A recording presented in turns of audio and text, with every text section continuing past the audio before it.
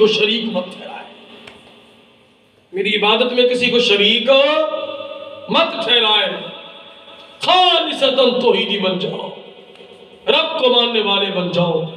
رب محمد کی قسم، جب تمہارے دل میں اللہ رب العزت کی وحدانیت اور اللہ کی محبت اتر آئے گی، پھر جو معاملہ بھی آپ اللہ کے سپرد کرو گے، اللہ کی ذات وہ تمہارے معاملے کو حل فرمائے گا۔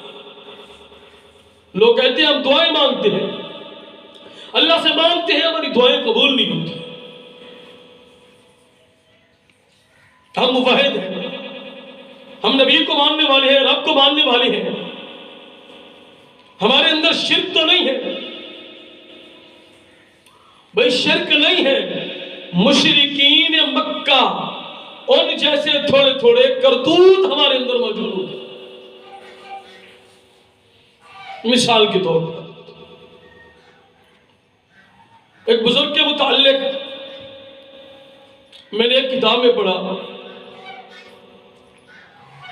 ان کی وفات ہوئی، بہت بڑے بزرگ تھے،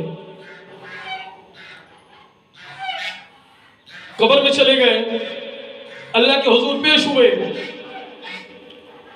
حساب کتاب کا معاملہ شروع ہوا،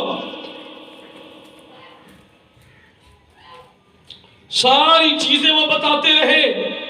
اللہ رب العزت کی طرف سے یہ حکم ملا، اے میرے بندے تو اپنی توحید کو تو ثابت کر کے دکھا رب کو، فلاں عمل اپنی جگہ، فلاں عمل اپنی جگہ، پہلے تو پکی کھری سچی اپنی توحید کو ثابت کر۔